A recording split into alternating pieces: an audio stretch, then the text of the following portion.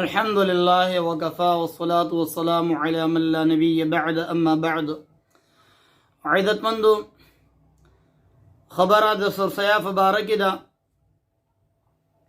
چې دا سرسیا دا واجب ده که فرض ده که سنت مؤکد ده د امام شافعی رحمت الله علیه په نسبت باندې او د امام احمد بن حنبل رحمت الله علیه په نسبت باندې صدقه فطر دا فرض ده.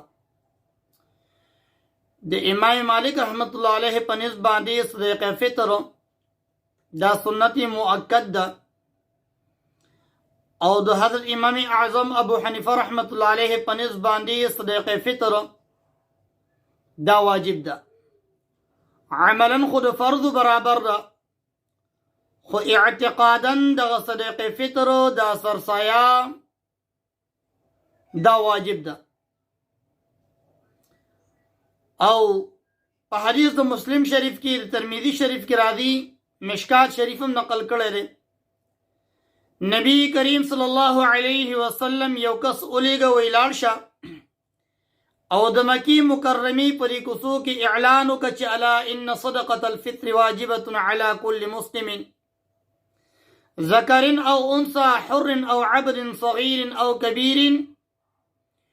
ای خلکو صدقه فطر دا واجب ده، په نارینه باندې واجب ده، په زنانو باندې هم واجب ده، فازاد باندې هم واجب ده، په غلام باندې هم واجب ده، په لوی باندې هم واجب ده او په وړوکي باندې هم واجب ده. نو صدقه فطر عزتمندو دا په امت مسلمه باندې دا واجب ده، لازم ده او خامخا امت مسلمه په دې باندې عمل راکوي. دا الله رب کریم کرم دی، احسان دی چې په دې سره زمونږ استاد دغه روجي د کوتاهیونه الله رب کریم دا صفا کوي او کوم اجر او ثواب چې د روجي فبارک رب کریم زمونږ استاد لپاره مقرر کړی دی چې هغه اجرونه او ثوابونه فوره الله تبارک وتعالی موږ او تاسو ته راکړي. حسن بصری رحمه الله فرمایي چې صدقه فطر د روجي لپاره داسې ده لکه څنګه چې د مانځه لپاره سجده سهو وي. که ستانه په مانځه کې واجبات دا پاتې شي، یو بل نقصان تانه په مانځه کې راغی، تا سجده سهو وکړله نو ستا واجبات دا برابریږي، ستا د مانځه نه نقصان دا اوځي. دارنګې عزتمندو که چېرې ستانه په دغې روژه کې کوتاهي شوي او نقصان د نواقع شوی پکې بېادبي دونه شوي، تعظیم د صحیح طریقې سره د روجې نه دی کړی، دا سرسایه ورکړه صدقه فطر د ورکړه، رب کریم به ستا روجه دغه نقصاناتو نه د دې کوتاهیو نه دا صفا او ستره کړي. او د دې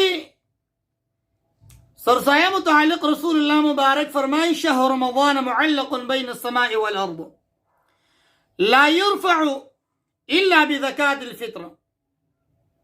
نبی کریم صلی الله علیه وسلم فرمائی شهر رمضان معلق بین السماء والارض. در رمضان المبارک دا غروجی دا معلق وی، دا زوړندی وی بین السماء والارض، دا د ځمکې او د اسمان ترمنځ زوړندی. لا يرفع الا بزکات الفطر، دا نه رسیږي بره مگر په سرسایه سره. کم سړي باندې چې سرسایه دا واجب وي، صدقه فطر واجب وي او د سرسایه نه ورکوي، صدقه فطر نه ادا کوي، د ده دغه روجې دا معلق وي بین السماء والارض، د ځمکې او د اسمان ترمنځ ځوړندي. اگر چې علماو دا حدیث ضعیف ګڼلی دی لیکن بیا هم عزتمندو صدقه فطر دا په هر مؤمن مسلمان نارینه او زنانه غلام او آزاد په ټولو باندې واجبه ده ورکوي به.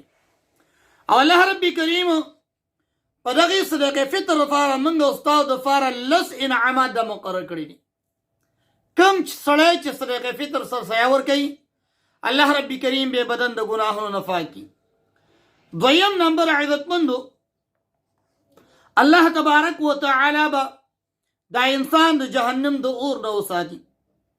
او دریم دا روجې پر د انسان الله تبارک وتعالی قبول کړي. څلورم د جنت مستحق به الله تبارک وتعالی وګرځي. او پینځم د قبر نه په امن او په امان کې دا انسان الله تبارک وتعالی دا راپاسي. او شپږم عزتمندو په دې کال کې چې انسان څومره اعمال کړي نیک عملونه الله رب کریم به خپل دربار عالی کې قبول او منظور کړي.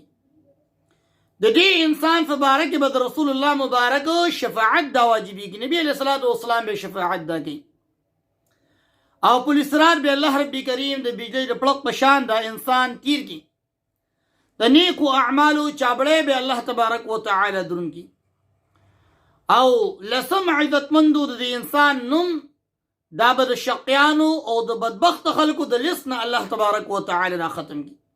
که موږ او تاسو عزتمند غواړو چې موږ او تاسو د غروجي د الله رب کریم په بارگاه کې قبول او منظور شي، د خپل مال نه صدقه فطر دا ادا کو. صدقه فطر عزتمندو د اختر په چې سبا راوخیږي صدقه فطر دا واجب شي او بهترینه طریقه دا ده چې انسان د اختر د مانځنه مخکې صدقه فطر دا ادا کی. او صدقه فطر نه وروسته چې کوم دی سرسایه ورکول دا یو مقبول صدقه ده، خو سرسایه چې کوم دی عزتمند د اختر د مانځنه وړاندې ورکول دا فکار دی چې موږ او تاسو خپلې ذمې فارغه کړو، سرسایه دا ادا